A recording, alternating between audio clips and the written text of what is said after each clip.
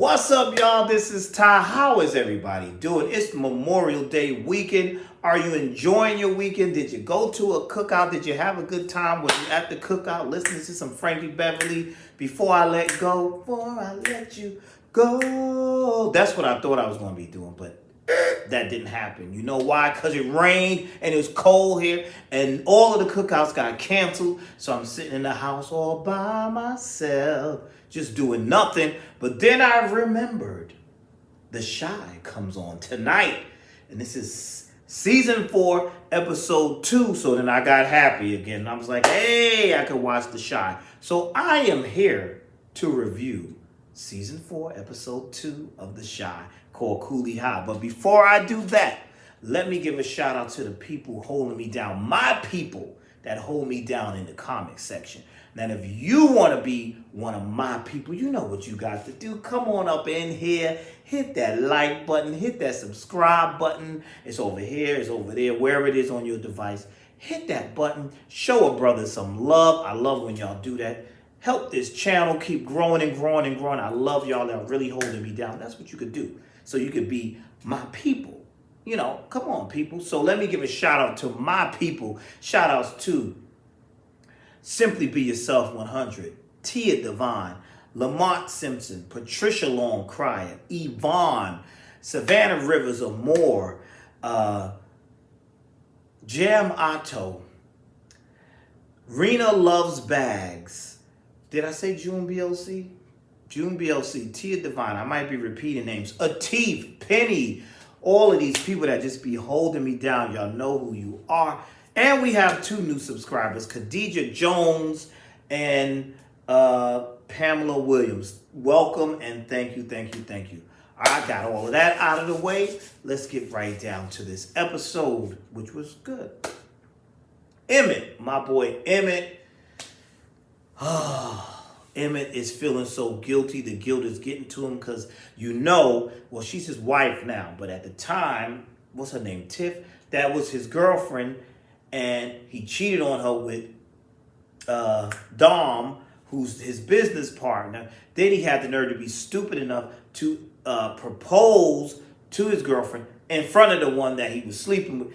That was a little stupid. So now they right in close proximity. So you got the one, and now she messing with your daddy. So his guilt is eating at him because he's just last week he was sweating. This week he's having nightmares. He goes in the store with his dad, and his dad Darnell, who is always on his Bluetooth, which is hilarious. He's on his Bluetooth talking, and silly Emmett thinks that his father's talking about his situation. So you see, that's that guilt just messing him up like that. So we see a scene where he's in the bed with his wife. They're about to have sex or whatever. And Emmett is arguing with his father. Oh, you need to shut up, because he's imagining all this because he's so paranoid. The guilt is eating him up so bad that he can't even concentrate on having sex with his wife because he's feeling guilty. Now, because of that, she's like, yo, what's going on with you? You all on top of me, you're calling out things, you acting weird. So she's like, you've been acting weird ever since we got married. Now she's in her feelings because she's thinking, oh, you've been acting funny ever since we got married. Is it a problem? That's how she feels. She's like, it's a problem now? Oh, this is what this is? Oh, you having regrets now? So he's like, no. So I'm looking at the TV screen. I'm like, listen, dude, just tell her. And he must have heard me because he said, you know what? He said, listen, I messed up. I banged. He didn't say banged. He said, I effed Dom. And he was like, but I want to be with you and I love you. She gets up and leaves. And the next scene we see, homegirl is over there with the guy, I think his name is Dante, who is one of her clients who's been trying to get in her drawers forever. And so finally, she gives him some because, it's that revenge cheating right here. Oh, you cheated on me? Okay, so now I'm going to go give this dude some because he been tapping at my window pane trying to get some. He been trying to get some forever, and he has. Even in this episode, earlier in the episode, he said to her, oh, what's up with you in that marriage? You ain't bored with him? So he been she's a fine thing. She can tip and dip too. So that's what she did. So we're going to see as the season progresses that relationship, how that's going to work out because, you know, that's that. Meanwhile, we see Kevin and Jake and Gemma are going on a college tour. Now, poor Jake just got brutalized by the police, so this is the aftermath of that, but he's ready to move on. His brother and his brother's girlfriend, they're a little concerned about him, but he's like, listen, I'm good. I can go on this tour. I can't let these things stop me. So he's ready to go on this college tour. Kevin, not so much. Jake is good. Kevin, not so much. Kevin is very much triggered. He's to me, he's suffering. Excuse me. He's suffering from PTSD. He's at home. He's being a little disrespectful to his mother, his parents, whatever. He's drinking and doing all types of stupid stuff. So he doesn't seem engaged or invested. So we see them as they're on the bus, and Jim is having this conversation with him about what his she kind of annoyed me though, I ain't gonna lie. But when she was, holding up the phone, oh yeah, we're gonna major in this, that, and the third. He said he didn't know, and she was like, no, you gotta know, we gotta be in sync. You gotta know what direction you want to be in. I was a little annoyed with that, and he was a little annoyed with that. And so you saw that. So I'm seeing them drifting. They're starting to drift, and we see that him and Jake had a conversation, and Jake was a little short with him. But then y'all caught that when that girl Dakota, little white gal, came up there. Look, I'm so ignorant. The little white gal. Ignorant. Anyway, well, she is white. But when the little girl came up there and told Jake, she said, oh, Jake, I feel sorry. And I do believe Black Lives Matter. But we know what she wants. You know what she was after. She's like, and anything I can do to help. She puts her hand right there on his inner thigh. I said, yeah, we know what's going to happen with this. I saw that coming. She wants some. And eventually, they end up doing something. So now we're at this college tour. And Gemma brings up a conversation that I have had many times as a college graduate, where she was like, and I was like, I heard that conversation. It triggered me because she was talking about how you get all these degrees, you spend so much money on these degrees, and you spend all this time getting these degrees to get this good job, but then you're spending that money on paying back the student loans. And she's like, some of these people, some of these wealthy people like Bill Gates, and they don't even have degrees. I got triggered as I looked at the degrees on my wall, and I said, yeah, dude, I'm still paying back my student loans. I get it. I got that. That's what you call good writing. Because I was like, yeah, I agree with her. But she told Kevin to think outside of the box, and he got a little snappy and was like, don't tell me what to think. So again, we see that. We see where they're starting to drift a little bit. Anyway, he ends up playing video games with some older college kids, and he's winning. And I think they bet money or whatever. He's winning money, whatever. Then one of the little boys tells him, listen, you need to try some of this, man. That reminded me of my college days too. Because them kids, man, when I was in college, those kids, those white kids like that, they was into some of everything. Stuff I never heard of. I was like, what is that? But saying about me, here I go. So really back in time. So we see him like, oh, it's cool. First he said no. He said, no, I'm going to stick to the stuff I know. That's white people, drugs, I don't mean.